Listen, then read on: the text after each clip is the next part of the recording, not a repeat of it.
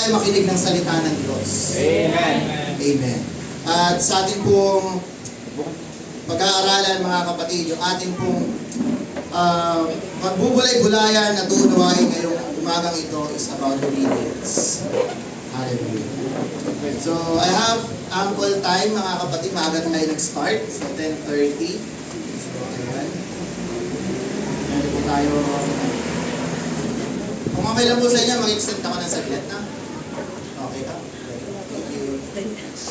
So, bago po tayo magsimula mga kapatid, inaanyayan ko po lahat na tayo po'y tumayo bilang pag-alam sa ating Panginoon. Tayo ay dadalangin sa ating Panginoon Jesus. Amen. So aming Diyos na banal, Lord Jesus, we worship and glorify your name ngayong umagang ito. You are our Creator, your Father, Panginoon. Lord, narito po ang inyong lingkod, Panginoon. Magdalangin po ako, Panginoon. Nagamitin niyo po ako. Mightily, Lord, use me as your footstool, Panginoon. Ikaw po ang makita ngayong umagang ito. Ikaw po ang marinig, Panginoon.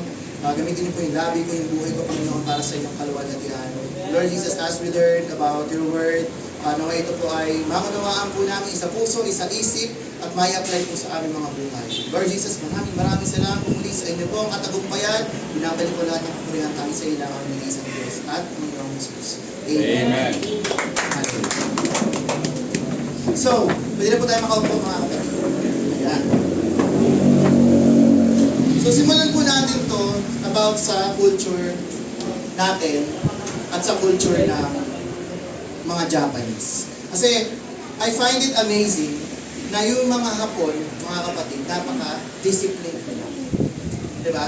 Kung titignan niyo yung culture nila, like sa pagpasok sa bahay, diba, paano po nila sinasalansan yung mga tsinelas nila, yung mga sapatos nila, inaayos po nila yon. Hindi lang po nila basta iniiwan yung mga panyapak nila doon, bagkus inahawakan nila, inaayos, ina-arrange. Pero dito sa Pilipinas, anong klase?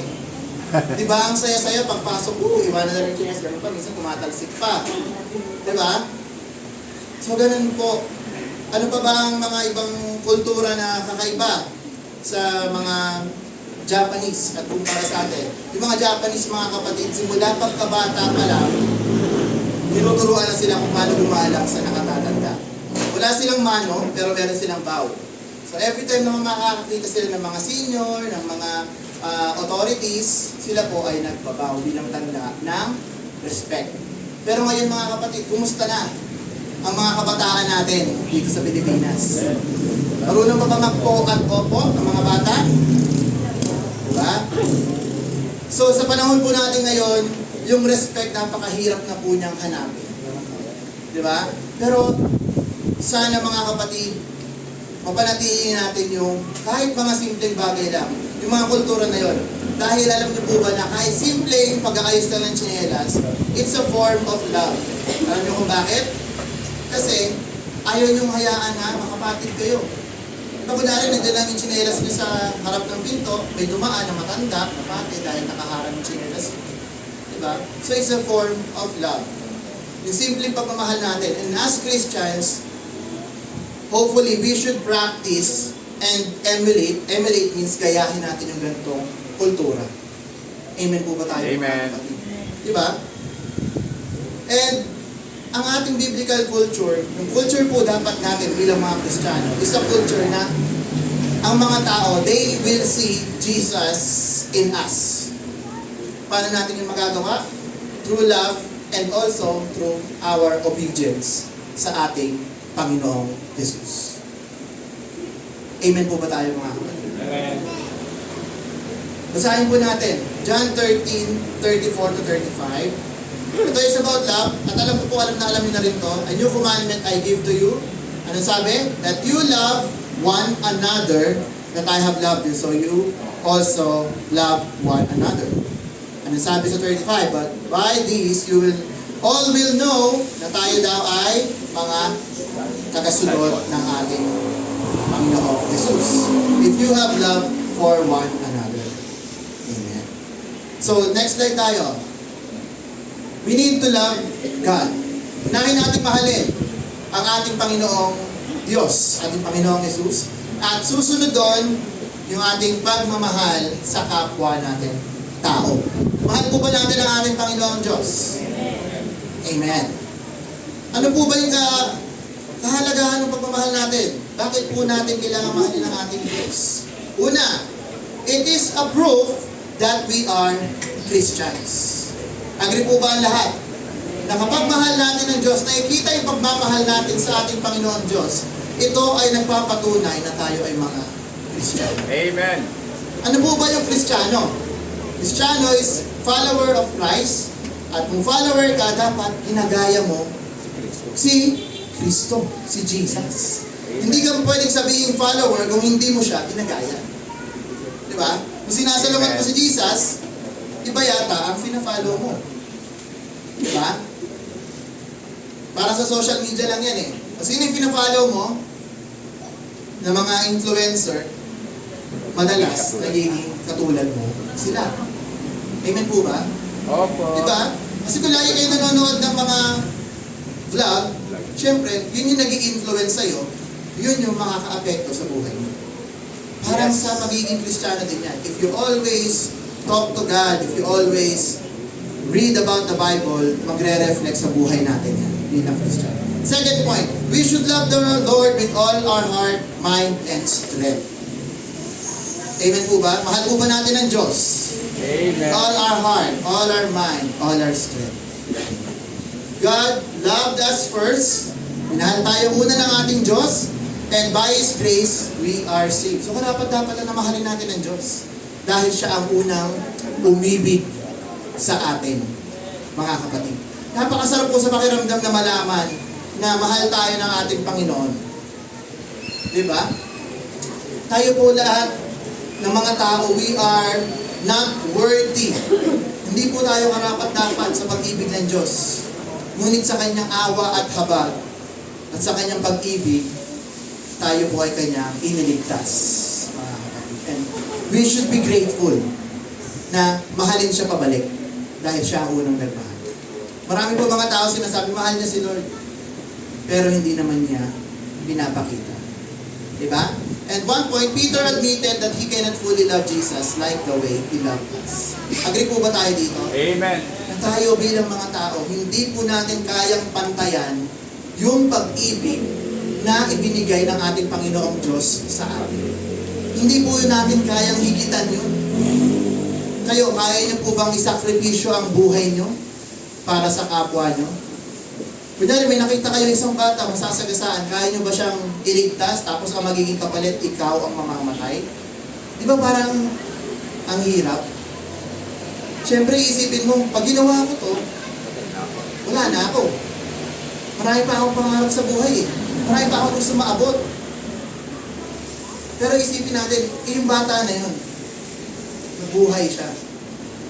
Di ba napakahirap mamili? Pero ang ating Panginoong Diyos, ang ating Panginoong Jesus, hindi siya nagdalawang isip.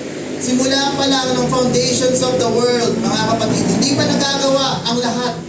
Hindi pa nag-e-exist lahat. Ang earth, tayo, mga hayop, nakaplano na isasakripisyo niya ang kanyang buhay para sa atin dahil sa kanyang pagmamahal sa kanyang mga pinili. Hindi ba tayo na-amaze sa ating Panginoong Diyos? So next, mga kapatid, obey God's word and authority. Meron po akong tanong sa inyo, mga kapatid. At pagbulay-bulayan niyo po ito sa inyong isip, kung tayo po ba ay sumusunod sa ating Diyos. Unang tanong ko, mga kapatid, why should I obey God's word? Bakit ko kailangang sumunod sa salita ng Diyos? And the second question, why should I obey people in authority? Ito po mga kapatid, marami pong people in authority. Diba? Sa mga kabataan, andyan ang unang kailangan nyo sundin, mga magulang nyo. They are people in authority. So mga magkakapatid, sino kailangan sundin? Mga anay. Dito sa church, sa pastor. Sa school, sa teacher.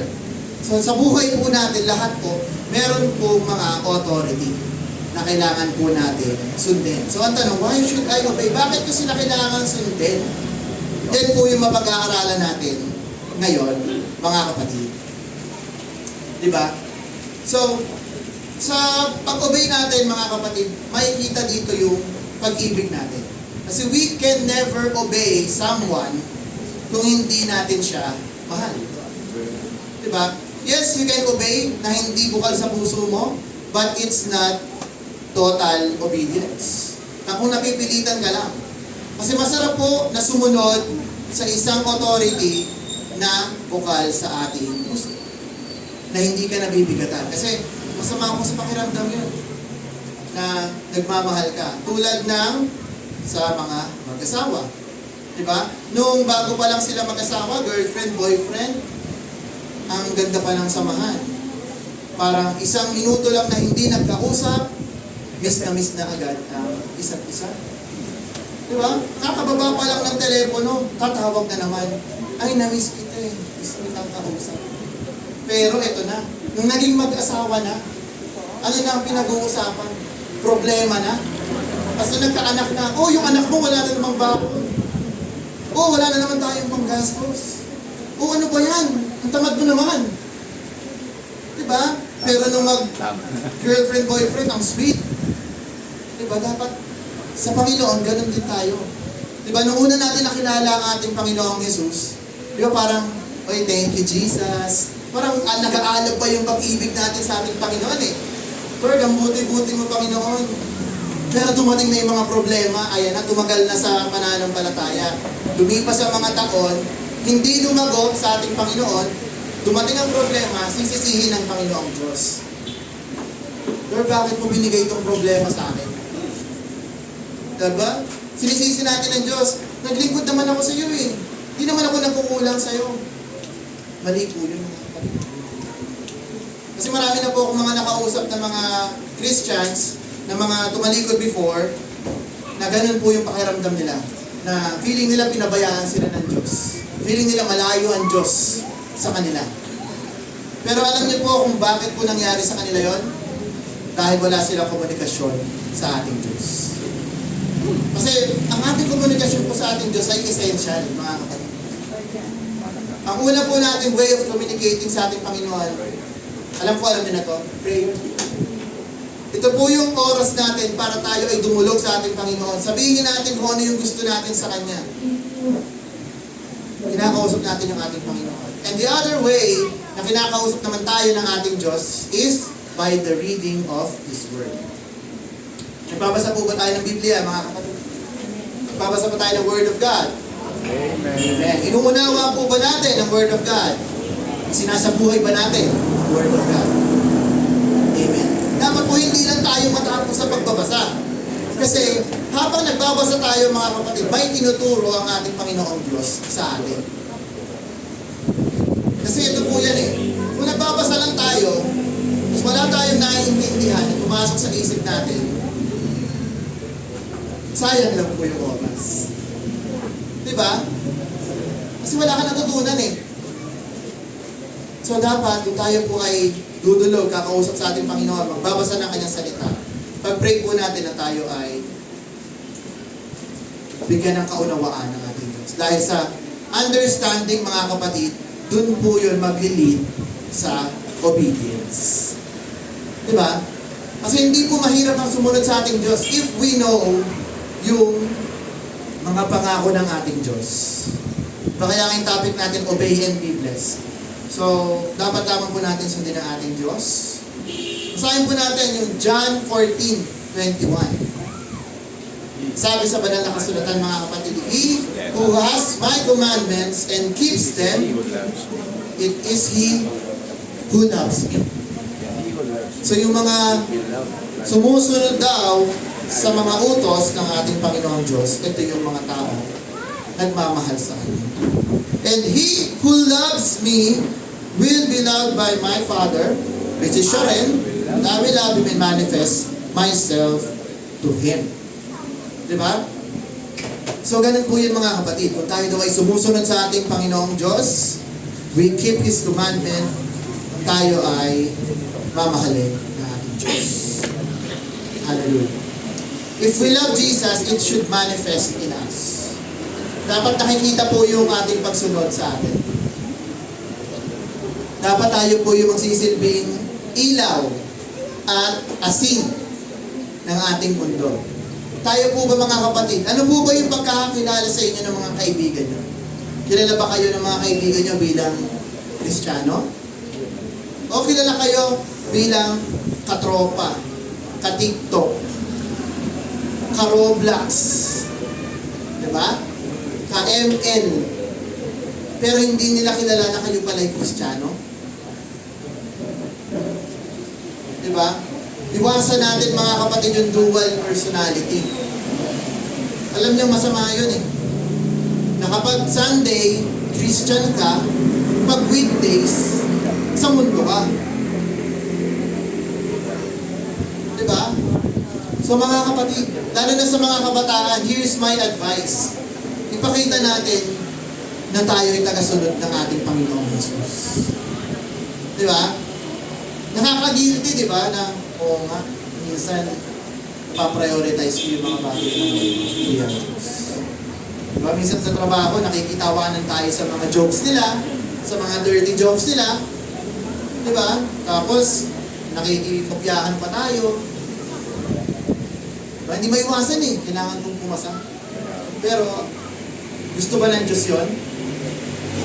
Sa mga empleyado, kapag wala masyado trabaho, nagpapahinga lang, hindi nagtatrabaho.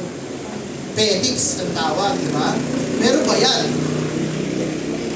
Di ba? Nakaka-relate kayo? Hindi. Kundi yung iba, hindi si palagi. Yung iba, pag may panahon, alam niyo ba na kapag ginagawa natin yun, hinanakawan natin ng oras yung ating mga trabaho, yung ating eskwela. Pag ginawa natin yun, pati ang ating Panginoon Diyos, hindi nag-glorify sa ginagawa natin. So mga kapatid, kung gusto natin patunayan na totoo ang salita ng Diyos, matuto tayo sumunod sa Kanya. Di ba? Amen po ba? Palakpakan po natin ang ating Panginoon Diyos. Hallelujah. And ito po, about sa obedience mga kapatid. Ito, mga favorite topic to eh. About submission. Ayan. Mga asawang babae, submissive ba tayo sa ating mga asawang lalaki? Mga ladies, everybody, praise the Lord. Submissive ba tayo sa ating mga asawang lalaki? Ayan. So marami na pong nagpapatunay na mga asawang babae na nung simula, nung nag-submit sila sa kanilang asawang lalaki, they are blessed by the Lord. Agree ba tayo? Mga kapatid, na kung kayo ay magsasubmit sa inyong mga asawang lalaki, you will be blessed by the Lord. Parang wala yata nag-a-agree sa akin. Amen. At mga asawang lalaki, hindi lang utos sa babae. Ano yung utos ng Diyos? Mahalin nyo ang inyong mga asawa. Mga asawa, para madami ha. Isa lang po ang asawa. So dapat iisa lang po ang asawa. Mahalin ang nag-iisang asawa. Huwag na pong magmahal ng ibang asawa. So ganun po sa mga lalaki. So maraming mga Kristiyano, they profess na Christians, di ba? Nasabihin nila, Christian ako. Pero hindi naman nakikita sa buhay nila yung pagiging Christian. So ano po yung tawag doon? Mga lagi natin binabanggit dito. Yes.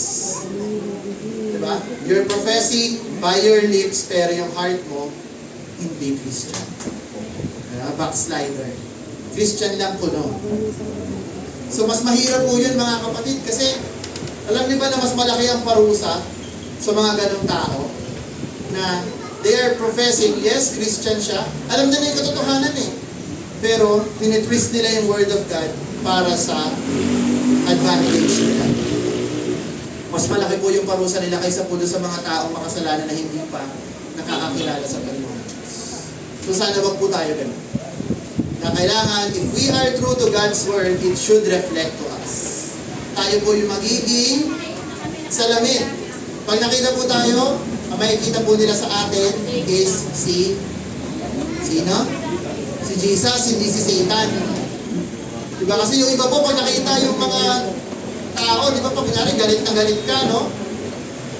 Diba, ano pa sinasabi nila, pag galit na galit yung tao, uy, mukhang demonyo. Hindi maipinta yung mukha. So dapat hindi na po nakikita yung ganong ugali sa ating mga Christians. Dapat po sa ating mga Christians, pag nakita ka, uy, parang angel. Ang peaceful ng mukha.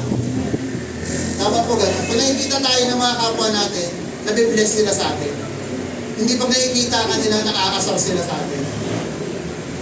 Masabihan dyan na naman yung mga Christian na yan, no? Hindi. Dapat po, ang plano po sa atin ng Diyos is maging blessing po tayo sa iba. Yes, we can be offending, lalo na sa mga hypocrites, pero sa mga makasalanan, we should be a blessing to them. May kita po yung kabutihan ng Diyos sa buhay natin. Kasi alam niyo po ba mga kapatid, na tayo ay mga model. Model, no? Agree ba? Mga model tayo ng Panginoon. Na ang buhay natin is an open book. Na lagi po tayong tinitingnan ng mga tao sa labas. Yung mga kapitbahay natin, kunyari lang yan. Pero pinagmamasdan po nila kung paano tayo mabuhay. Naniniwala ba kayo? Di ba? Kaya alam na nila, every Sunday, aalis na yung mga yan sa bahay. Kasi magsisimba sila. Di ba? Kaya magtataka sila, kunyari, umabsent ka. Uy, bakit nandito ka? Hindi ka nagsimba. Di ba? Kasi alam nila yung habit natin eh. Alam nila kung sino tayo. We have an identity. And our identity is to be Christ-like. Di ba? So huwag tayo makikipamatok sa atin, mga kasama. Di ba? Sa labas. So mga kapatid, nung una, about sa learning naman mga kapatid, yung mga bagong convert, madalas yan mga kapatid, hindi pa natin alam yung mga advanced na katuruan. Pero ang pinangahawakan natin mga kapatid, yung basic, na tayo ay kailangan manampalataya sa ating Panginoon, at tayo ay mag-obey sa ating Panginoong Diyos. So, alam ko rin po, nung una rin po ko nakakilala, kasi bata pa po ako noon, so hindi ko pa talaga siya maintindihan. Diba? Ano ba talaga? Yung Word of God. May mga alam akong verses, sinasaulo ko sila, pero hindi ko pa siya maunawaan. And, sa aking buhay mga kapatid, talagang kay buti ng Panginoon Diyos.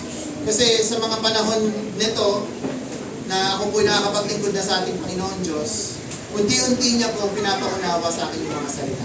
And I also pray sa inyo mga kapatid na as you grow and mature in Christ, maunawaan niyo rin po yung plano ng Diyos sa buhay. Kasi alam ko po meron pa sa atin na mga hindi pa ganun nauunawaan ang salita ng Diyos, pero I have faith mga kapatid na darating po ang panahon na God will reveal to you kung ano yung plans na plano niya na nakalaan para sa iyo. Diba? Ano nga ba yun? Jeremiah 29:11. For I know the plans I have for you, plan to prosper you. yung plano ng Diyos sa buhay natin. To prosper us, i-bless tayo ng Diyos. Yes, mahirap ang landas, mahirap ang paglilingkod sa ating Panginoong Diyos, pero ano po yung nasa finish line? Buhay na walang hanggan at kasaganahan.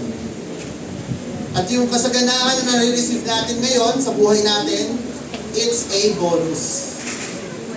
Sino ba dito ang masaya sa paglilingkod sa ating Panginoong Diyos?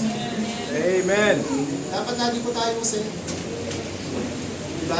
Sino ba dito nahihirapan sa paglilingkod sa ating Panginoong Diyos? Mahirap. Diba? Ako Mahirap po. Ang umamin po tayo, mahirap po sumunod sa ating Panginoong Diyos. Amen. Magpakatotoo po tayo. Gusto po ng Diyos, honest. Kasi mahirap po sumunod. Lahat tayo guilty. Lahat tayo hindi karapat-dapat. We always fall short. We always sin.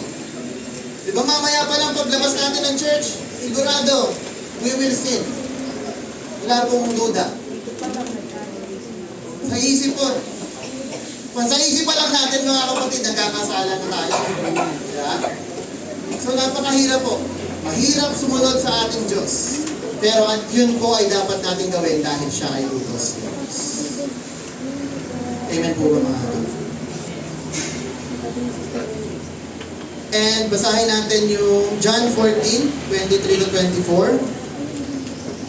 Jesus answered and said to him, "If anyone loves me, he will keep my word, and my Father will love him, and he will come to him and make our home with him." Ala, Kuya Mix, bakit ganyan? My Father will come to him, and we will come to him. Ano yun? Dalawa na sila doon. Di ba? Pero dahil tayo naniniwala sa iisang Diyos, ng Ama at ang ating Panginoong Jesus ay iisa, siya lamang po ang mananahan sa puso.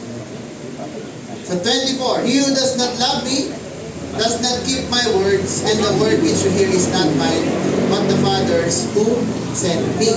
Oh, hala, hindi pala galing sa Diyos yung word na yun. Alam niyo kung bakit, mga kapatid? Because Jesus is the Word of God na nagkatawan ng tao. Kaya sila yung magdidwell sa atin dahil yung word na sinusunod natin is si Jesus Himself. Maliwanag po ba sa atin, mga kapatid, itong mga talata? Hindi naman po tayo naguguluhan. Malinaw po sa atin ang Diyos ay iisa. Amen. At mga kapatid, ano sabi dito? "If anyone loves me, he will keep my word." Alam niyo po ba yung feeling ng in love? Di ba pag in love ka, excited ka?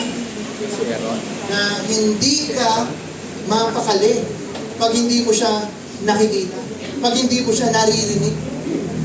Di ba parang isang segundo pa lang na hindi mo siya masilayan, parang, "Lo, kumusta na kaya siya? Ay, hindi siya nag-reply. Sin zone lang ako." Kulang pala, Pastor. Di ba parang nandun na, nag-overthink na? Di ba? Pero, sa mga kababaihan, pag may manliligaw kayo, ayaw nyo. Di ba? Kahit message ng message sa inyo, wala kayong pake, di ba? Di ba? Kasi hindi siya mahal eh. Pero yung pagmahal natin, dali-dali.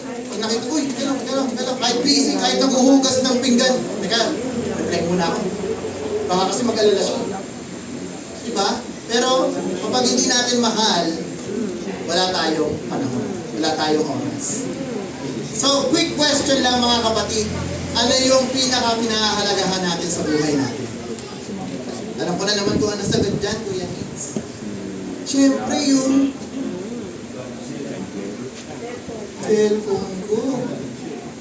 Hindi ko kayang mabuhay pag wala to eh.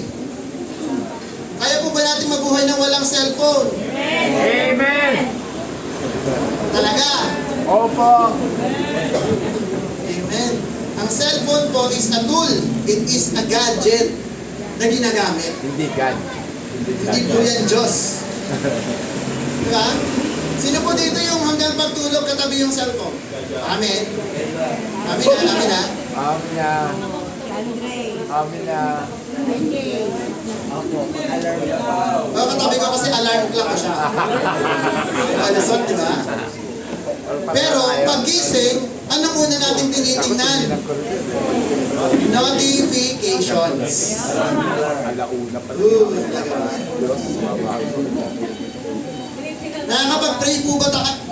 Tanong lang, nauuna po ba yung prayer o pagtingin sa cellphone? Pagtingin sa cellphone. Amen.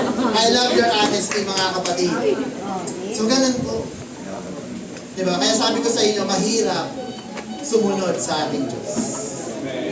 Ganun po siya kahirap. Kasi every day, every hour, every second, meron pong spiritual battle. Diba? Na hindi natin siya may iwasan kasi nandito pa tayo sa mundo. And Satan is like a roaring lion na lagi lang yan nakaabang. Na isang pagkakamali mo lang, okay, huli ka ngayon, nagkasala ka na naman, tapos. Pero dahil mabuti ang ating Diyos, He always reminds us, pinapaalalahanan niya tayo kung gaano niya tayo kamahal. Diba? Alam niyo ba yun? Naranasan niyo na ba na meron kayong nagawang mali? Tapos, after yung magawa yung mali, naisip mo, mali yung ginawa ko. Diba? Ibig sabihin nun, kinakausap kayo ng Diyos.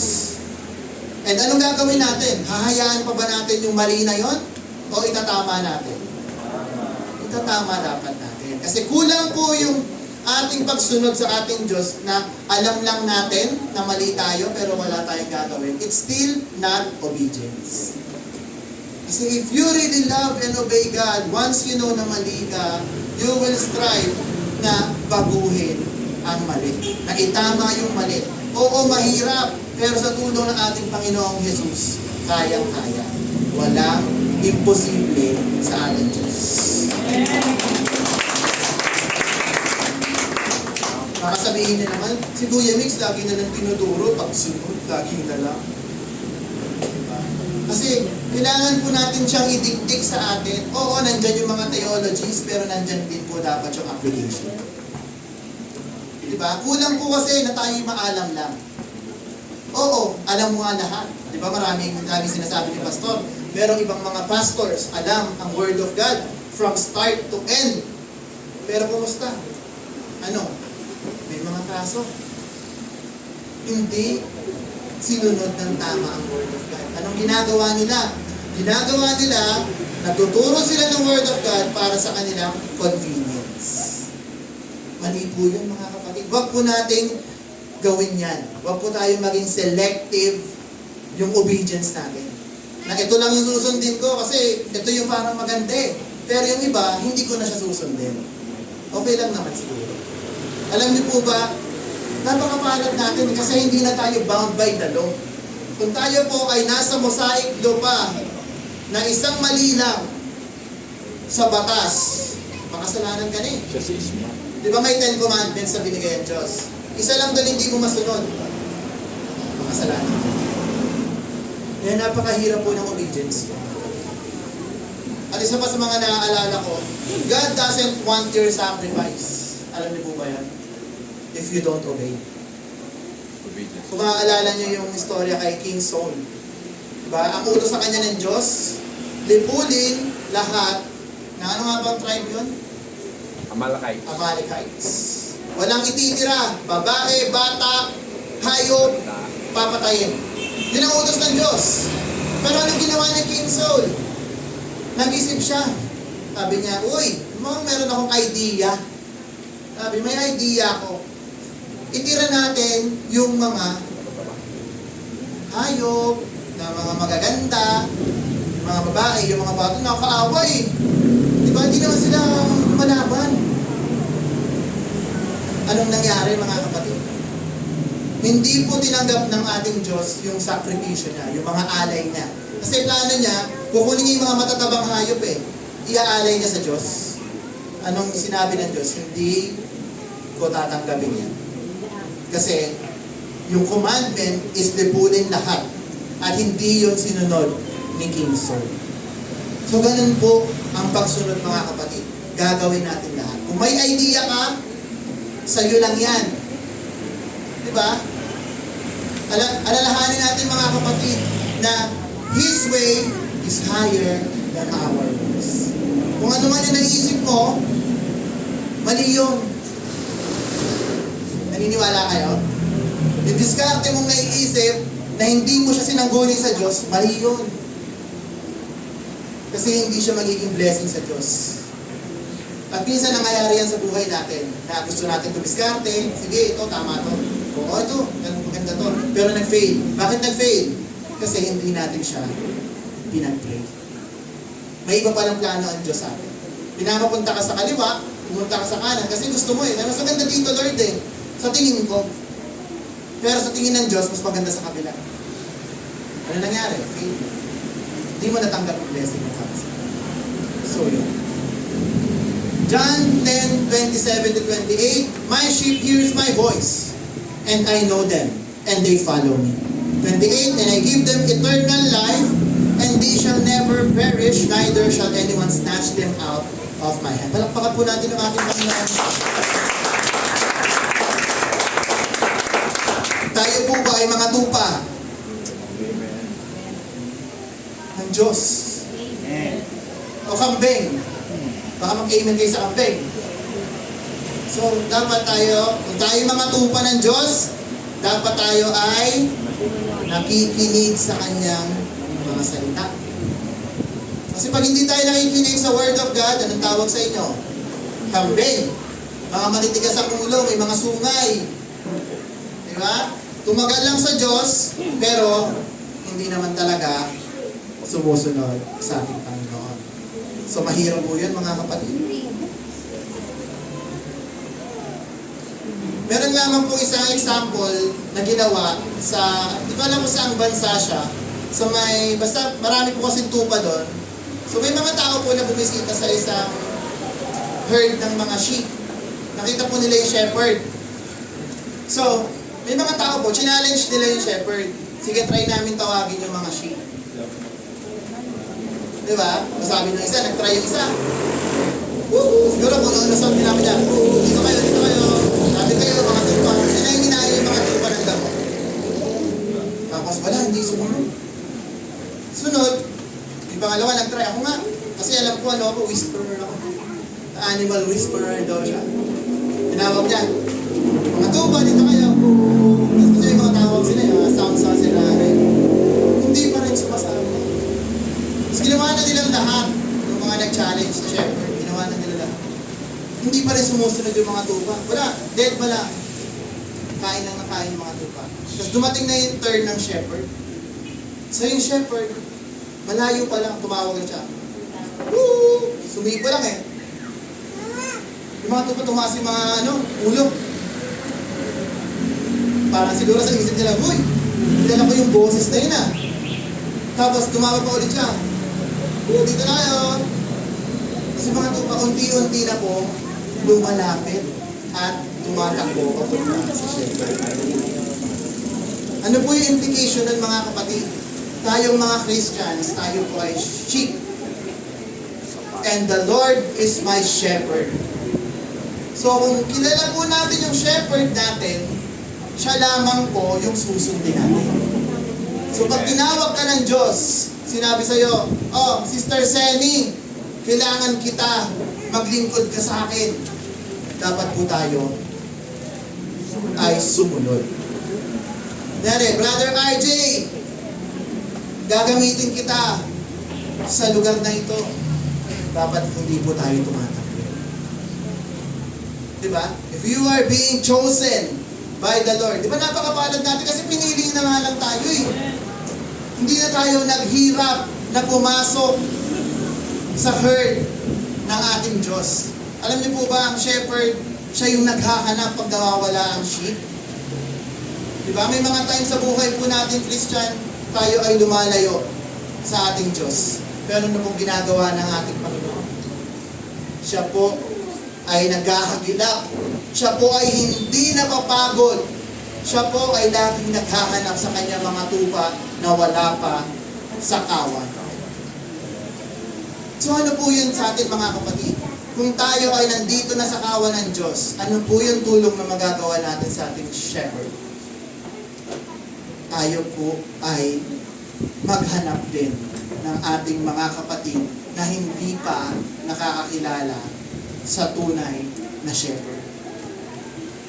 And by what means, mga kapatid? Yung ating evangelism. Are we practicing it? Ilang linggo na po natin na pag-uusapan yan. Are we practicing sharing the Word of God sa mga kaibigan natin, sa mga mahal natin sa buhay? Are we? Yan po yung tanong. Are we sending invites? Are we sharing the Word of God? Are we sharing yung mga kabutihan ng Diyos sa mga kakilala natin? O chismis yung sinishare natin? Mga kapatid, marami pa pong mga kaluluwa na naliligaw sa mundo. Masaya na ba kayo na tayo-tayo lang ang nandito? Na same faces ang nakikita natin? Na okay lang, masaya na ako. Tayo na lang ligtas. Na marami pa po pala ng mga tao na kailangan makarinig ng Word of God pero hindi tayo nagsisikap na mag-share. Church, we need progress. Hindi lamang to laging hanggang salita lang. Yes, we preach it, we teach it, we need application. Diba? Sabi ko nga, what sense na alam natin ang isang bagay pero hindi natin siya ginagawa? Wala. kalayaan, kasayangan.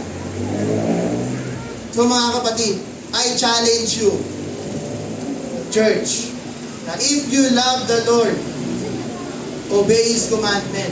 And His commandment is for us to go and make disciples. Amen po ba? Amen. Then I have your commitment, church. Now we will do it for the Lord. Huwag niyo siyang gawin dahil sa akin. Gawin niyo siya dahil mahal niyo ang ating Diyos. Amen. Mga kapatid, hindi po biro ang paglilingkod natin sa Diyos. Kulang na po yung panahon. Di ba? Yung mga leaders natin, tumatanda na. We need other leaders to step up. Di ba? Kaya we are encouraging sa mga kabataan na maglingkod na sa Diyos as early ng kabataan nyo. Dahil wala pong sayang. Di ba? Anong aantayin nyo? Dadahilan nyo kung hindi nyo pa alam, hindi pa kayo marunong? God will help you. All you need to do is to obey Him. Diba, mga kapatid? Next. Sabi po dito ni Euripides, isa po siyang philosopher. Sabi niya, no one is truly free. They are a slave to wealth, fortune, the law, or other people restraining them from acting according to their will. If you love to please people, you are a slave to the people you are seeking to please. Sa madaling sabi, mga kapatid, wala pong tunay na kalayaan. You can never say na, I'm free. Agree po ba tayo? Kasi lagi pong may isang bagay o isang tao o anuman na humahawak sa buhay natin. Amen. It's either yung asawa mo, yung gadget mo, ano pa, yung pag-aaral mo, yung karir mo, yung mga pangarap mo. Pero ano po yung pinakamaganda na tayo maging slave? Nino? Ano po ba natin? Slave, maging slave tayo ng ating Panginoon Diyos. Dahil ang ating Diyos is a good master. Hindi siya masamang tagapanguna o Lord. Siya ay mabuting Panginoon. Although slave tayo ng Diyos, pero hindi niya tayo aalipinin. Mamahalin niya tayo. At tayo tinuturing niya mga anak. Di ba? Kaysa naman maging slave kayo ng sin. Next, pagpatuloy natin. Stop being naive. Ano ba yung naive? Parang patay mali siya. Ganyan. Hindi pinapahalagahan. Everybody lives for something. Lahat may nabubuhay para sa ano man. Tayo may purpose. Everybody has something in the main thing they live that gives their life joy. Meron laging nagpapasaya sa atin. Amen? Diba? Everybody has something that's their integrative center. Ito po yung laging sentro ng buhay natin. Lagi yan, meron po yan. Whatever it is your authority. Ikaw ang mag-decide. Kung ano man yun. You're a slave to it, you have to have it, it drives you. If anything threatens its icy flow. So yan po yung sabi ni Euripides. So tayo lahat mga kapatid ay hindi malaya. At kung papapiliin tayo, if we will be a slave, let's choose to be a slave of God. Amen. Hindi po nakakaya maging slave. Kasi yung mga Western kasi pinapangit nila yung term ng slave. Kasi sila rin naman yung may gawa. Kasi kung babasahin nyo yung history, sila po yung talagang nagpasimula ng slavery ng malulupit. Kasi sa Bible nababasa na rin natin po yung slaves eh. Yung mga slaves po. Talagang unang panahon pa man, Bible times, there are already slaves. Slavery exists. Ngayon kasi gusto ng mga tao kalayaan. Diba? Kaya yung mga tao, lalo-lalo na yung mga friends natin, yung mga letters, kilala niyo po ba yung mga letters? May idea kayo kung sino yung mga letters? Mga LGBTQ, ABCD, EFG. Yun, mga letters na po yung tawag sa kanila. Kasi kulang na lang, makumpleto na nila yung alphabet. Baka susunod may numbers na rin sila eh. Diba? Lagi nilang, ayaw nilang pasako. Yun yung napapansin ko sa kanila eh. Ayaw nilang ng authority. They always want to oppose. Diba? Lagi nila sinasabi, igalang nyo yung aking paniniwala. Kasi ginagalang din naman kita. Pero lagi nilang ini-impose na irespeto sila. So napakamali po mga kapatid. At ako po hindi natatakot sa kanila. Kahit i-bash nila ako, kahit i-bash nila tayo mga Christians, huwag kayong matakot sa kanila. Sabihin nila, ay judgmental ka naman. Alalahanin natin, ang Diyos i-judge tayo based on our standards. Tama po yung standard natin. Na dalawa lang po ang creation ng Diyos. Lalaki, babae. And we should obey that nature. If lalaki ka, act as a man. If you're a woman, act as a woman. Simple as that. Huwag na natin pa komplikaduhin. Pero nung ginagawa ng kaaway, sinisira niya ang isip ng mga tao. At darating po ang panahon, mga kapatid, na sila ang mamamayagpag sa mundo. Kasi ibibigay na ng Diyos sa kanila to eh. Sige na, sa inyo na to. Pero bilang mga Kristiyano, let's stand. Let's make a stand na huwag tayong papatalo sa mga tulad nila. Amen po ba? Pag natatakot po tayo mga kapatid, it will just show na we are faithless. Hindi po sa nagyayabang tayong mga Christian na dapat lagi natin silang i-offend. Ginagawa po natin ito dahil mahal natin sila. We want them to know the truth, and the truth shall set us free from their sins. Diba? Amen po ba mga? Amen. Mabigat po ba? Kasi mabigat po talaga. Mahirap po sumunod sa ating Diyos. Sobrang hirap po. So, ano ba yung magiging slave? Madalas po sa atin, we are slave of our beauty. If you are a slave to your beauty, every time nakaharap ka sa salamin, you will always feel ugly. Lagi mo isipin, ay, pangit ko naman. Diba? Kung low esteem ka, yan. Ibig sabihin, you don't have the confidence na dapat meron ka na ibigay sa iyo. Wala pong ginawa ang Diyos na pangit. Everything that God made is good. Diba? Wala pong ginawa ang Diyos na bad. Every creation is good.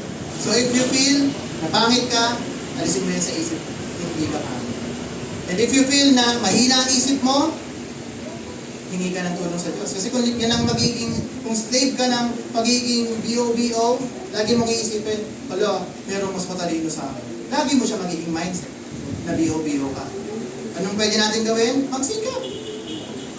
Kasi ang problema ng mga kabataan, ang problema ng mundo natin, mahina na ang isip, hindi pa nag-aaral. Anong ginagawa? Nagka-cutting. Diba? Pansin ko yun, nung high school ako eh. Sino ba yung madalas mag-cutting? Yung mga nasa lower sections. Diba? Alam mo nung mahina ka eh, kasi nasa lower section ka, hindi ka ba mag-aaral ng mabuti, ano mangyayari sa'yo? Tapos sisisihin mo yung lipunan na unfair. Pero bunga yun ng hindi mo pagsunod. Ganun kasi pag tayo sumusuway eh, laging may bunga. Tinuturuan tayo sa school pero hindi tayo nasa school. Anong bunga? Oh, nung pandemic, may module si teacher, hindi gumagawa. Mas pinipiling maglaro. Pagdating ng physical, walang alam. Pero may grades. Paano yun? Ang natuto, magulang. Hindi siya. Alam niyo mga kabataan, kayo ay tinuturuan kasi para sa inyo yan. Amen. Para pagdating ng buhay, pagtanda nyo, marunong kayo sa buhay. Hindi kayo yung aang-anga. Sorry for the term. Nay, paano ba to? Paano ba to, Nay? Paano kung maaga nakuha magulang nyo? Diba? Wala na kayo, ano nang mangyayari sa inyo? Kasi hindi kayo natuto. Parang dito sa simbahan, kaya tayo nakikinig ng Word of God kasi tayo tinuturuan ng Diyos. Kaya dapat lagi natin siyang unawain sa puso at isipan. Kasi hindi lamang po biro yan, hindi lamang po dahil trip lang namin magturo, di ba? Ito po yung pinag-aaralan din namin, na pinag-pray namin na Lord, sana itong message na ito, meron po silang makuha. Dahil para sa glory mo. Ang bida dito lagi, hindi kami, kundi yung nasa likod. Ito. Si Jesus. Diba? Jesus lagi. Focus lagi natin si Jesus. Ayan. So, basahin natin. 1 Peter 2:9-18. 2:9-18. Mahaba po siya mga kapatid. So, ito po ay para sa atin, mga Christians. Sabi dyan, you are a chosen generation. Alam mo, nabasa na natin siya last preaching or last Sunday. A holy nation. So tayo daw ay mga special na tao. That you may proclaim the praises of Him who called you out of the darkness into His marvelous light. And who once were not a people, but we are now, ano tawag sa atin? We are the people of God. Who had not obtained mercy, but now have obtained mercy. So tayo daw ay kinaawaan ng Diyos. Dati hindi tayo deserving ng awa ng Diyos, pero dahil tayo mahal ng Diyos, tayo kinaawaan. 11. Beloved, I beg to you, as sojourners and pilgrims. Ano yung sojourners and pilgrims? Tayo daw ay mga manlalakbay. Hindi talaga tayo taga-dito. Hindi tayo taga-mundo. Temporary lang po yung buhay natin dito, mga kapatid. Naniniwala ba kayo na tayo ay hindi taga-rito? Saan yung bahay natin? Sa ibus. Hindi, sa kalangitan, mga kapatid. Sa pili ng ating Diyos. Amen. Doon nga ba? Doon nga ba? Huwag natin hangarin pumunta sa kabila. Mahirap doon. So hangarin po natin na at the end of our lives, pagbulat ulit ng mata natin, pag kinuha na tayo ng Diyos, kasama na natin siya. Yun po yung i-aim natin. And then, 12, having your conduct honorable among the Gentiles, that when they speak against you as evildoers, they may, by your good works which they observe, glorify God in the day of visitation. So ano sabi dito? Na tayo daw, makikita ng mga masasamang tao yung ating mga gawa. Di ba? I-glorify nila yung ating Panginoong Diyos. Okay na napaglan. Di po ba kayo natutuwa na pag may nagsabi sa inyo, "Uy kapatid, nakaka-bless ka." Alam mo, nung nakita kita, gumaan yung kalooban ko. Kasi nalulungkot ako pero nung kinausap kita, parang nakaramdam ako ng kapayapaan sa iyo. Di po ba kayo natutuwa? Nakadalawa na. Parang wala yata matutuwa. Diba? Pero wag naman po natin i-take yung credit na dahil sa atin yun. Hindi dahil sa Diyos. Kasi nagiging reflection tayo ng Panginoon at nakikita tayo ng ibang tao. Kasi mga kapatid, siguro dumating na rin sa buhay niya may nagsabi sa inyo ng ganyan. Diba? Na, "Ay, nakaka-bless." O baka wala pa. Mahirap yun pag wala pa nagsasabi sa inyo na ganyan. Ay, nakaka-bless naman yung buhay niya pag malain tayo ng Diyos. Baka hindi kayo nakikitang pagpapala ng ibang tao. Kung hindi nyo pa nararanasan yan mga kapatid, let's aim na tayo ay makita ng ibang tao. Tapos lagi natin ibabalik yung glory sa Panginoon Diyos. So if they will see na tayo ay naglilingkod sa Panginoon ng tapat, babalik naman lahat din sa Diyos eh. All the glory is for the Lord Jesus. And 13, therefore submit yourselves to every ordinance of man for the Lord's sake, whether to the king as supreme. So sa lahat daw ng authority, kahit sa tao, dapat tayo ay sumunod. 14, or to governors or those who were sent for him for the punishment of evildoers and for the praise of those who do good. 15, for this is the will of God, that by doing good you may put to silence the ignorance of foolish men. So sa paggawa pala natin ng mabuti, natatahimik yung mga masasama. Diba? Instead na gumawa sila ng kasamaan, natatalo sila ng kabutihan. Diba? E minsan ang nangyayari, tayo yung sumasama sa mga masasama. Uy, join ako sa inyo ah. Kasi baka hindi ako maging in. Diba? Dapat tayo po yung magpasama sa kanila. Join kayo sa amin. Kasi dito sa amin, masaya. Kailangan mapakita nyo talaga masaya kayo ah. Masaya, naglilingkod kami sa Panginoon, may awitan doon, nag-aaral kami. And mararanasan mo yung goodness ng Panginoon. Ginagawa po ba natin yun? O hindi?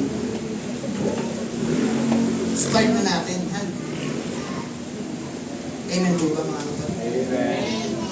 Sa 16, as free, not yet using liberty as to cloak for vice, but as bondservants of Christ. So tayo daw ay mga bondservant, alipin tayo ng Diyos. 17, honor all people, love the brotherhood, fear God, honor the king. Amen. And then 18, servants, be submissive to your masters with all fear. Ito po, dito tayo mag-focus not only to the good and gentle, but also to the harsh. So hindi naman po na dapat tayo maging mabait sa mga mababait. Dapat maging mabait din tayo kahit sa mga masasama. Right? Kuya Mix, ba't ganun? Diba, madalas lagi tayo may reklamo sa gobyerno natin, di ba? Na sana, tinan mo yung ano natin, gobyerno natin, wala, lagi na lang ano, yung 20 pesos na bigas, nasa na? Nasa na yung mga pangako? Baka 20 pesos per budil na yan. Pero instead na magreklamo tayo mga kapatid, ipag-pray natin yung ating presidente. Na Lord, paliwanag niyo po sa kanya. Bigyan niyo ng kaliwanagan yung aming president na sana magawa niya po yung kampanya niya. Kasi hindi po siya nailulok dyan kung hindi yan will ng Panginoon. Naniniwala po ako dyan. Amen. Kasi yung mga magulang natin, kung tayo yung mga bata, ayaw natin sumunod sa parents natin, sundin nyo sila. Kasi hindi nyo, yung magulang natin binigay, blessing yan ng Lord sa atin, mga anak. Nalagaan tayo yan mula pagkabata natin. Di ba? Or dumating man sa pagkakataon na, sige, isa kang bata na hindi na palaki ng tama, harsh ang iyong magulang sa'yo, lagi kang pinapalo, lagi kang sinisigawan, pero honor mo pa rin ang mga magulang. Dahil tayo daw ay maging submissive. Not to the good and gentle, but also to the harsh. Ang Diyos po nakakakita ng puso natin. Huwag po tayo magre-rebelde, huwag po tayo sasabot ng kamalang. Lagi po natin igalang ang mga nakatataas. Amen po ba? Amen. And sa mga leaders naman, dapat responsible naman tayo. Huwag tayo maabuso sa kapangyarihan. Now, we are appointed by God. Pinahintulutan tayo mamuno. Let's use it wisely. Diba? Maging karapat dapat tayo mga namumuno. Para yung mga sinasakupan natin, sumunod ng maayos. Amen po ba mga leaders? Amen. So, basahin din po natin yung Romans 13:1-2. Ito naman, si Paul naman po yung nagsabi dito. Let every soul be subject to the governing authorities. The government, yan ha, mga governing authorities. For there is no authority except from God, and the authorities that exist are appointed by God. Therefore, whoever resists the authority resists the ordinance of God. And those who resist will bring judgment on themselves. Kung hindi po pala tayo masunurin sa otoridad, anong ginagawa natin? We are judging, putting the judgment on ourselves. Ibig sabihin, hindi tayo naging masunod. Nasarili lang po natin yung gusto nating masunod sa buhay natin. So kung hindi po tayo marunong sumunod, ibig sabihin lang po tayo ay selfish. Na ang gusto lang po natin masunod ay yung sarili natin. Sa 13:4-5, for he is God's minister for your good, but if you do evil, be afraid. For he does not bear the sword in vain, for he is God's minister, an avenger to execute wrath on him who practices evil. And then sa 5, therefore, you must be subject not only because of wrath, but also for conscience sake. So ito po yung sa pagsunod. Dapat hindi lamang po tayo susunod dahil kailangan sumunod. Sumunod tayo dahil tayo ay may mabuting kaloob sa mga sumasakop sa atin. Sa 6-7, for because of this, you may also pay taxes. Ayan na. So lagi nating sasabihin, marami naman mga tax, mga kurakot naman yung nasa gobyerno. Hindi na rin ako magbabayad ng tax. Mali po yun mga kapatid. Yung tax ay mandated ng government. At under tayo ng government, ang government po ay isang authority, so dapat po tayo magbayad ng tax. So pag tayo po ay hindi nagbabayad ng tax, ninanakawan po natin ang bayang Pilipinas. Diba? At hindi po yun maganda sa mata ng Diyos. 7. Render therefore all to their due. Taxes, to whom taxes are due. Customs, to which customs. Fear, whom's fear. Honor, to whom honor. So, karapat-dapat natin ibigay kung ano man yung karapat-dapat na kailangan nila. Lalo na sa mga leader natin. So, we should always respect our leaders. Sige, talo na tayo. So, mga youth, dapat maging mga responsable tayo. Maging masunurin tayo. Sa mga bata, maging masunurin tayo. Huwag tayong padalos-dalos. At sa ating lahat, mga kapatid, maging mahusay tayo. Let's use our wisdom to choose our leaders as well. Darating na naman ang election. Malapit na po, election. So, kailangan bilisan at maging matalino tayo. We'll have wisdom. Hindi lamang po dahil artista. Sakit na po ng mga Pilipino yan eh. Sa pagpili. Sabi nga ng isang pastor, sinayaw-sayawan lang kayo ng bulots. Nanalo na. Kumanta-kanta lang. Pero walang plataforma. Nanalo na. So, ganun na po kamangmang ang mga tao. Na leader yan eh. Ang leader, responsible dapat. Hindi dapat pasayaw-sayaw dyan. So, kaya nakakita na leader, diba? Wala namang ambag. Tapos tatanungin ka pa, anong ambag mo? Ang sarap sa amin sagutin, ikaw, anong ambag mo? Diba? Pero, tayo binibigyan ng karunungan ng Diyos na tayo huwag magipadalos-dalos. So, makinig tayo sa Diyos, mga kapatid. May standard po yung ating Panginoong Diyos. Kailangan natin. Amen. So, talo na po tayo. Appointed authorities. Ito po yung mga appointed authorities natin. So, una, civil authority, parents, husband, employer, mga supervisors, teachers, pastors, and church elders. Yung ating mga boss, mga maranda, mga kapatid. Yung mga usher natin, galang po natin yan. Pag pinaupo po kayo sa isang pwesto, sundin niyo po. Huwag niyo po sabihin na gusto ko dito. Leaders din po sila. Di ba? Mga traffic enforcer, madalas. Ayan, di ba? Lalo na dyan sa Bacoor, Molino. Dati po talaga galit na galit ako. Sabi ko, pag may traffic enforcer, lalo nagiging traffic, di ba? Panalangin po natin na magawa po nila ng ayos yung trabaho nila instead na magalit tayo sa kanila. Kasi mahirap po yung trabaho nila. Ikaw ba ibilad ka sa initan, kaya mo? Intindihin po natin kung ano rin po yung ginagawa nila.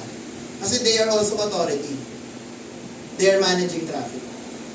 So sa church, yung mga leaders natin, galang po natin sila, mga teachers natin. Kung meron po nagsasalita sa harapan, iwasan po natin yung magkwentuhan, iwasan po natin matulog. Buti nga ngayon, wala na natutulog eh. Yes. Diba? Siguro, pag nagka-aircon na tayo, ayan na, sarap na. Siguro kasi mainit, no? Kaya ang hirap matulog. Pero pag may aircon, ay, sarap. Yung isang pikit mo lang, pagmulat mo, tapos na preaching. Wala nang kaintindihan. Diba? Uwian na. Diba? Huwag na po natin hayaan na nakawin ng kaaway yung salita na makukuha po natin. O kaya usap ng usap. Ano, pag tinanaw, ano naiintindihan mo? Ito, yung problema niya. Katabi ko. O kaya, pinag-uusapan saan sila pupunta pagkatapos ng church. Mga kapatid, Amen! oras ng Diyos ngayon. Yun lang naman ang hiling namin eh. Ng mga na nagsasalita dito. Sunday school, lagi po natin irespeto yan. There's a time for everything. Pag oras nila, ibigay natin ang oras nila. Oras ng Diyos, ibigay natin ang oras para sa Diyos. Huwag po natin kahapon. Let's submit to our authority. Sabi sa Ephesians 5:21, and be subject to one another in the fear of Christ. Diba? Then, yung pagsunod po ay hindi exemption kung kayo man ay leader or nakatataas. Kahit presidente, dapat sumunod sa batas. Wala po. No one is above the law. Pero ano pong practice ng mga Pilipino? Pag may plakang pula, ang lakas mag-break sa traffic rules. Kasi alam na hindi sisitahin eh. Takot yung mga traffic enforcer natin na sitahin. Bababaan. Kilala mo ba si General? Maling practice mga kapatid.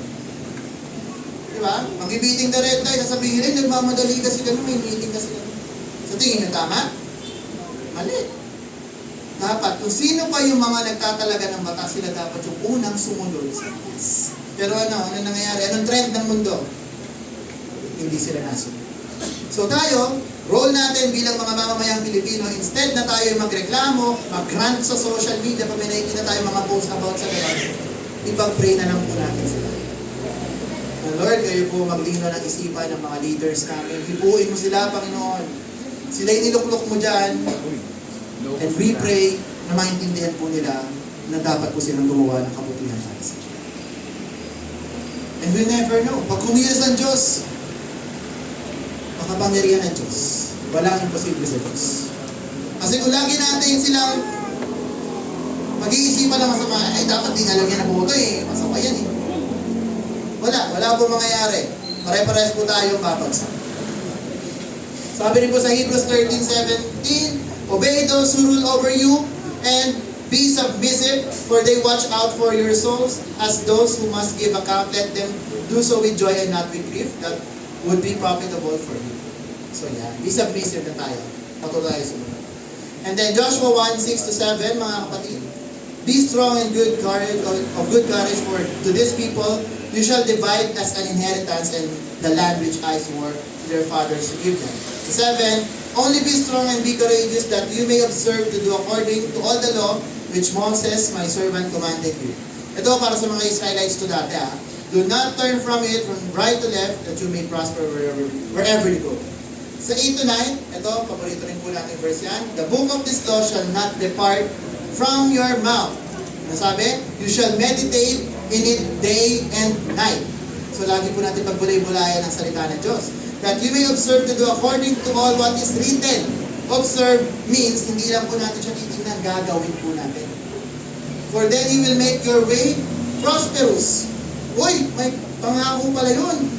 Tayo daw ay pagpapalain and you will have good success. Hindi po ito pagkapalang salapi sa buhay po natin yan. And 9, have I not commanded you, be strong and good courage. Do not be afraid, nor be dismayed, for the Lord your God is with you wherever you go. Palakpakan po natin ang ating Panginoon. Napakabuti. And then, makinig po tayo lagi sa Diyos. Marami pong blessings ang ipinangako ng Diyos sa atin kung tayo po susunod sa Kanya. Basahin natin sa 28 ng Deuteronomy. Hindi ko na po babasahin yung mga verses, but ito yung makikita yung mga blessing. So we are blessed wherever you are. Kahit saan ka, you'll be blessed by the Lord. Yung family natin, business, meron man tayo. Sa verse 4 yan. Food and health. Wherever you go, mga kapatid. Victory over your enemies, sa mga kalaban. Blessed to the Lord Himself will command blessing upon you. Then sa 9-10, to be known as God's people, tayo daw makikilala bilang God's people. And then sa 10, prosperity. Okay, Kuya Mix, prosperity teacher na. Linawin ko po yan And then 11 to 12, good weather. And then 13, with influence. So yung blessing po niyan mga kapatid, is yung buhay natin. And being a blessing, kung tayo binless ng ating Diyos, we are channels. Channels means tayo daluyan ng blessing ng Diyos. Na kung tayo binibless ng Diyos, dapat pakita po natin sa iba yung blessing ng ating Panginoon. Tayo po dapat ay tumutulong. Hindi po dapat natin gawin siyang ipagmamalaki natin na, ay, blessed ako ni Lord. And we always glorify the Lord sa ating mga blessing na tinatanggap. So marami pong blessing ang binibigay sa atin. Yung kalusugan natin, isa yan sa mga napakagandang blessing ng Diyos. Yung buhay natin mga kapatid. Yan po ay blessing ng Diyos sa atin. Marami na pong mga tao nawawala, nagkakasakit. Yung katrabaho ko po mga kapatid, kakamatay lang ng nanay niya kahapon. Hindi natin alam ang takbo ng buhay. Na stroke po siya, may pumutok daw po na ugat sa ulo, na comatose nung Sabado, Then, kanina lang pong umaga, nawala na. Ganun lang po kadali. Malakas po yun, the whole thing. So mga kapatid, let's not waste our time. Ang dami po natin pwedeng gawin sa mundo. Huwag natin sayangin yung oras natin. So let's obey. Tayo po i-bless ng Diyos. So mga example ng personal rewards natin sa Diyos. Alalahanin po natin yung story ni Daniel. So huwag na po natin basahin yung mga verses. Alam niyo na po yung storya ni Daniel. Na kung tayo po ay susunod sa ating Panginoong Diyos, tayo po ipagpapalain ng Diyos. Ano po nangyari sa Daniel? Di ba nasako po sila ng Babylon, ang Israel? Then, si Daniel po ay isa sa mga napili na maging scholar ng hari. Na si, kilala niyo ba? Nebuchadnezzar. So si Nebuchadnezzar, marami po siya mga scholar galing sa iba-ibang mga bansa. So meron po siyang inutos na King's Diet. Yung King's Diet po mga kapatid is yung mga karne, wine, basta yung mga maluluhong pagkain. Pero si Daniel po, dahil alam niya kung ano yung bawal at anong pwede kainin ng mga Hebrew, pinili po niya na kumain lamang ng gulay, prutas, at tubig lang. So nung nasita sila, sabi nung handler nila, kasi may mga parang leader sila dun eh. Oh, Daniel, bakit hindi kayo nakain ng pagkain ng hari? Lagot ka, hindi ka nasunod sa hari.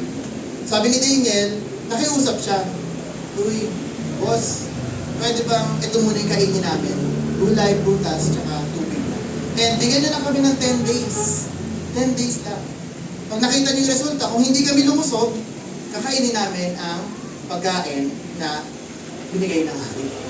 After 10 days, mga kapatid, yung mga Hebrew, kasama niya sila, Hananiah, Mishael, and Azariah. Sila po yung sila, Shadrach, Meshach, Abednego. Kasi yung Shadrach, Meshach, Abednego, yung Babylonian name nila. So, kasama, kumain po sila. At anong nangyari? Sila po ay dumusog, gumwapo. Diba, ganun po pala pag kumakain tayo ng gulay at prutas, no? Tsaka tubig lang, gumagwapo at gumaganda. Sila dito mahilig sa mga fast food. Patay. Diba? At healthy po yun. Maaalagaan po natin yung templo na binigay ng ating Panginoon Diyos.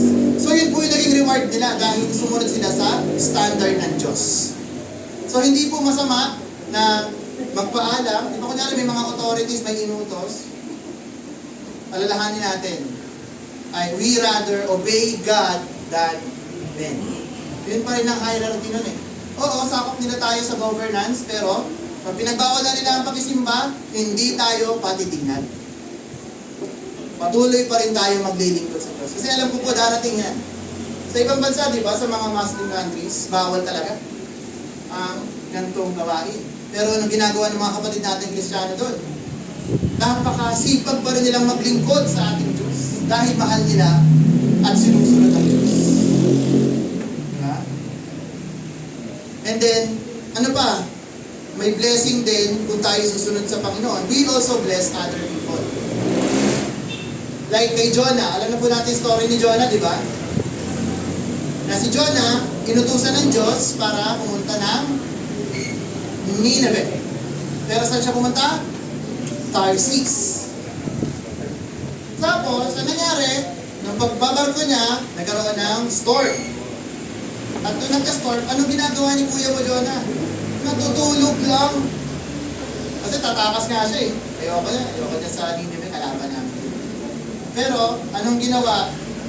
Siya po ay nagpatapo na lang sa dagat. Kasi sabi niya, ako yung may boss niyang barbecue na yan. Kasi may inuto sa akin ng Diyos, hindi ko sinunod. So sige, itapon niyo ako. Tapos kinain siya ng malaking isda. So yung malaking isda, hindi po natin alam kung ano pong isda yun ha. Hindi natin alam kung whale siya, kung ano man siya. Pero malaking isda po yung nasa Bible. So after po nun, nag-repent po si Jonah. 3 days and nights po siya doon sa loob ng tiyan ng isda. Hindi niya alam, nilalakbay na pala siya papuntang Nineveh ng isda. So after po nun, nanalangin siya sa Panginoon, Lord, okay na po, susundin ko na po yung iniutos niya sa akin. So niluwa siya doon sa Pampang, tapos lumakad pa po siya, hindi po talaga siya niluwa papuntang Nineveh ha. Kasi baka akalain po natin, dire-diretso na siya sa Nineveh. Malayo po yung Nineveh, hindi po yung tabing dagat. Baka mamatay po siya kung niluwa po siya hanggang doon. So niluwa po siya sa pampang, tapos naglakad po siya ng ilang araw din papuntang Nineveh. At doon, nangaral siya about sa Word of God, and ano pong nangyari? Sumunod po ang Nineveh, at sila'y pinatawad ng Diyos, and the Lord blessed Nineveh. So dahil sa pagsunod po ni Noah, kahit na nung simula ayaw niya, pero nagrepent siya mga kapatid. So tayo mga kapatid, kung dumating man tayo sa point ng buhay natin na ayaw kitang sundin, let's think twice. Sumunod tayo sa ating Panginoon Diyos. Dahil ang bunga nun, hindi lang blessing para sa atin, pati ibang tao, mabibless dahil sa gagawin natin. And after ng mga blessings na yon, sino mag-glorify ng ating mga kapwa? Si Jesus pa din. So lahat, para kay Jesus. It will be a gain for Jesus. Hindi lang para sa atin. So tayo, nagkaroon na rin tayo ng blessing na binigay ng Diyos, and the glory goes to Him as well. So napakasarap pong maglingkod sa Diyos, di ba? Yan, malapit na po tayo matapos. And then, about sa obedience, sige, talon tayo sa 1 Peter 3, 1-2. Ito lang, paalala lang to. Ito yung kanina nating verse about sa mga wives na be submissive sa mga husband.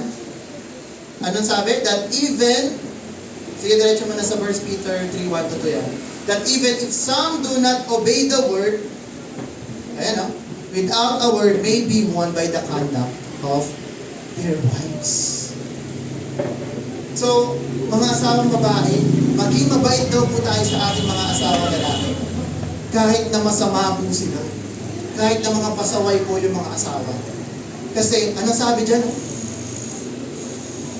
Yung mga iba na hindi pa nakakakilala at hindi nasunod sa salita ng Diyos, they without a word, hindi man kayo mag-share, mag-preach sa pamamagitan ng pagsunod nyo, mawiwin nyo sila by the conduct. Ano yung conduct? Sa pag-uugali. Kung paano kayo maglingkod sa kanila. Yung kahit sinisigawan kayo, hindi kayo sumasagot, hindi! Di ba? May ikipagsagutan. Tapos magdadabog pa. Sige, bahala ka na sa buhay mo. Lalayas na lang ako. Di ba? So dapat, kahit na ginaganon tayo, kayo pala, mga wives, ng inyong husbands, sunod lang. Ay, parang lugi naman, Kuya Mix. Lugi naman kami. Utos po yan eh. Hindi po ako nagsabi niyan. Kasi yun po talaga ang order ng ating Panginoong Diyos. Sa 2, when they observe your chaste conduct, accompanied by fear. Hindi po ito yung fear na like, takot ako sa'yo, ayaw kong masaktan. Hindi po. Yan po yung fear of the Lord. Dahil alam po natin na tayo po kailangan sumunod, tayo susunod. So sa mga bata, sa mga youth, na nagpaplanong mag-asawa, ayun na. Lalo na sa mga kababaihan, matuto kayo sumunod. Kung ayaw nyo magpasabok, huwag na lang kayo mag-asawa. Diba? Ganun lang yun eh. Sa mga lalaki, dapat, sa mga husbands, pakita po natin na tayo ay isang good leader. Hindi po dahil alam natin na magsasubmit yung asawa natin sa atin, ay aabusuhin natin yung kapangyarihan na yun. Agree po ba, mga asawang lalaki? Tatlo lang pala kami. So dapat po, lagi natin sila mamahalin at i-respect. And then the blessing of pleasing God. So sabi dito sa 7, Hebrews 5:7-9, who in the days of flesh, when he had offered up in prayers and supplication with vehement cries and tears to him, who was able to save him from death, and was heard because of his godly fear, though he was a son, yet he learned obedience by the things which he suffered, and having been perfected, he became the author of eternal salvation to all who obey him. Sino po yung tinutukoy dito? Si Jesus. Since si Jesus po ay nakatawang tao, he should obey God. Pag po kayo malilito na ay, susundin nga yung Diyos, ibig sabihin magkaiba sila. Hindi po. Ang ating Panginoong Jesus ay nasa kalagayan bilang tao. So ang tao, lahat po ng tao ay dudulog sa Diyos. Wala pong exempted. Kasi magtaka po kayo, mali na po ang doctrine natin kung si Jesus ay hindi dumulog sa Diyos. Ibig sabihin, binaypas niya yung law, utos na binigay niya. Pero dahil si Jesus ay masunurin, yung siya ay nagkatawang tao, lahat ng gagawin ng tao patungkol sa Diyos ay ginawa niya. Kaya siya nag-pray. Diba? Kasi magtataka yung iba, bakit nag-pray si Jesus? Eh, Lord siya, diba? Diyos siya. Salamat po ibig sabihin. Jesus is in the flesh. Siya po'y tao, kailangan niya po dumulog sa Diyos. So, napakaganda po ng hiwaga na nakapaloob sa Word of God. So, marami po talaga nalilito. Kasi sinasabi nila, so, magkaiba talaga. Pero hindi. Napakalinaw po ng sinabi, the Lord is one. He is the same yesterday, today, and forever. Ano po kayo forever? Magpakailanman. So, ibig sabihin, si Jesus ba, ano yun, nagbago? Ang ating Diyos ba'y nagbago? Hindi. Siya ay siya. Diba? Yun nga pagpapakilala niya kay Moses diba? Sino ba kayo, Panginoon? Ako ay si ako nga. So, hindi siya nagbabago. So, napakapalad po natin dahil nireveal sa atin ng ating Panginoon Diyos ang kanyang totoong manifestation sa atin. Na siya'y nag-iisa at walang iba. Palakpakan po natin ang ating nag-iisang Diyos. Ayan. So, yung patunay na si Jesus ay naging masunurin sa Philippians 2:8-9. Ang sabi dito, and being found in appearance as a man, he humbled himself and became obedient to the point of death. Kahit siya'y mamatay na, siya ay naging masunurin sa Diyos. Therefore, God also has highly exalted him and given him the name which is above every name. Lagi po natin ang inaawit, the name above every name, which is si Jesus. Amen. And at the end of our lives, mga kapatid, lagi po natin hangarin. Ito lang po yung final verse ko sa inyo. And this will be our conclusion. Sa Matthew 25:23, mga kapatid. Hangarin po natin na at the end of time, nasabihan tayo ng ating Panginoong Diyos nitong bagay na ito.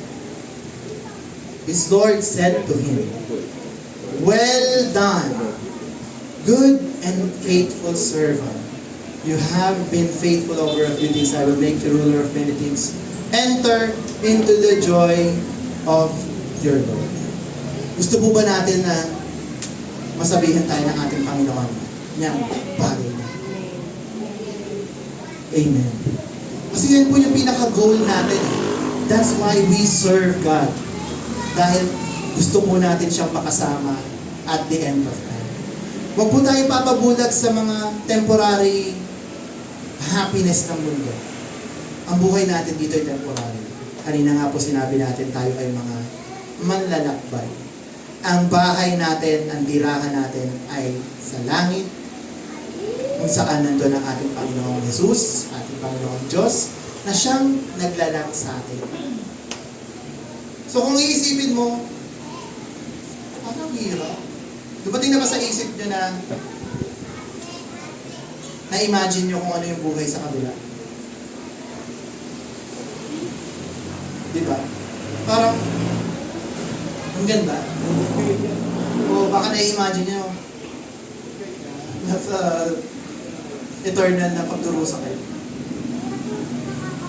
So, kung naiisip nyo sa sarili nyo na, Lord, ligtas ba talaga ako? Kasi madalas, nagiging tanong natin yun, kaya ko ba na magtiis hanggang sa wakas? Let's ask the grace of God. Nakaawaan niya tayo. Lord, we pray na lagi kong marinig ang tinig mo na isa ako sa tupa, hindi ako kambing. Na hindi ako kambing na nagbabalat kayo lang na maging Kristiyano. Na ako isang genuine Christian na totoong sumusunod sa iyo.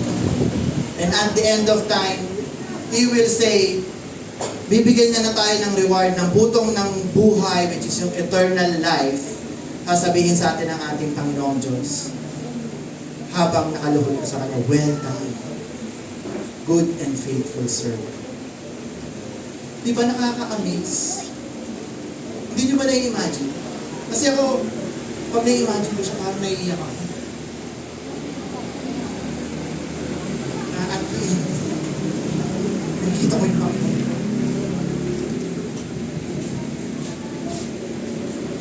Di ba kayo na-excite? Pagdating ng ating Diyos, tapos na lahat ng pag-iingat. Tapos na lahat ng pag-isikap. Tapos na lahat. And with Him, we have eternal joy. We have eternal peace. So, pagsikapan po natin mga kapatid na sumunod, maglingkod sa ating Diyos. Kahit mahirap, kayanin po natin. Dahil wala pong lugi pag tayo po yung naglingkod sa ating Diyos. And at the end of the day, sa ating buhay, makakasama po natin yung Diyos na ating pinaglilingkuran at pinamahal. So yun lamang po mga kapatid. Purihin na sabay ng ating Panginoon. Tayo po tumayo. Bukas po yung ating altar sa ating mga kapatid. Let's ask the Lord